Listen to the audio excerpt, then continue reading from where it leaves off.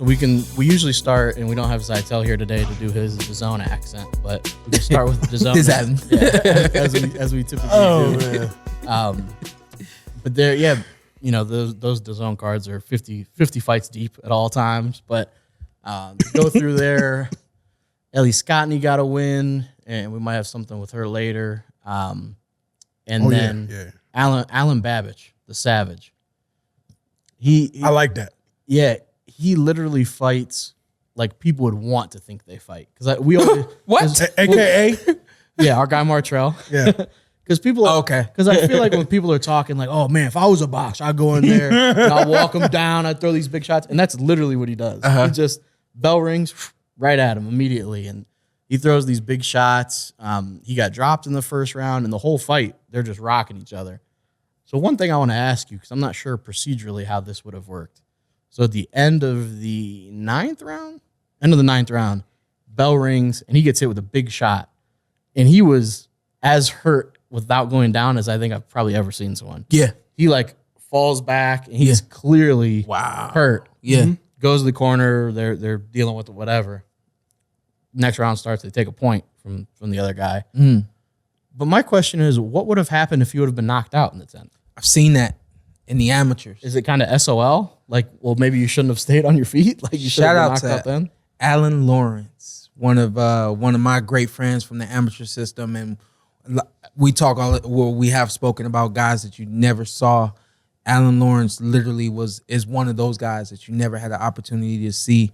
And without going too much into his story, unfortunately, he just couldn't get to the next level and be strong at the next level. But in the amateurs, he was a complete monster. So much so that there were when you would show up to a national tournament, everybody would look around and you say, okay, he'll be in the championship, he'll win, see him in the semi, and you just kind of know who you're gonna see where. Mm-hmm. And so this specific tournament, especially, I think he was a returning champion or something like that.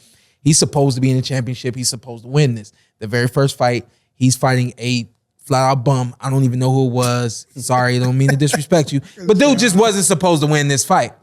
And as the bell rings, he's connecting at the exact same time. And they went as far as to try to disqualify him from the tournament. But guess what? Not only do the fighters know him, the judges and the referees know him. And they're like, wait a minute. Of all people, you cannot disqualify Alan Lawrence. You mess up the tournament if you disqualify Alan Lawrence, because this is a qualifier for guys to fight internationally. Yeah. We need him to fight internationally. We can't do it. And so it was a long, drawn-out process, and he ended up not getting disqualified, if I'm remembering correctly. But that's kind of, it's one of those unwritten rules. Like, you have to take a look at if the punch connected before the bell, and the list goes on. The procedure, if you get hurt and the bell rings, you get to make it to your corner. You get that minute, and then after that minute, you're supposed to be looking at you immediately to make sure you're okay.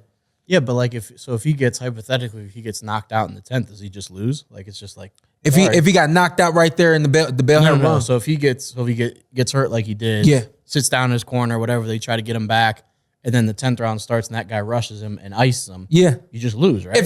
Because even though it was a foul that caused the initial issue. If it was so blatant that punch after the bell, if it was so blatant that they felt like they had to take a point, what's done is done. We've taken the point. Let's move forward with the fight. He gets blitzed and can't make it through. Yes, not bad strategy, I guess. Yeah, you don't get the 5 minutes. Nah, what did you get 5 minutes? Oh no, he won. That was at Bridgerweight. He's not a big heavyweight, and he was fighting a heavyweight, so Bridgerweight or cruiserweight might make sense for him. But Chantel Cameron is great. She had a lopsided win, and then main event was Joshua Buatsi and Craig Richards. It was a really close fight, and the broadcast, it doesn't impact judging, but this broadcast was just one-sided. Oh my gosh, Buatsi couldn't do any wrong for most of the fight. Hey, Carson, isn't the zone is really one-sided in a lot of their calls with the broadcast?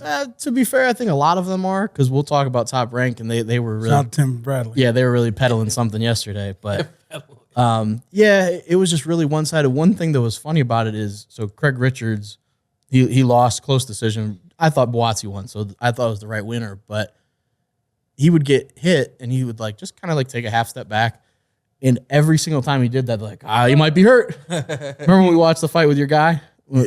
And every time somebody gets hit, every time he got hit, I think you hurt him again. I was like, I'm not positive Richards was hurt once in the fight, not even the 50 that you claimed that he was. But Buatsi's trained by Hunter. Barry? Virgil Hunter. Okay.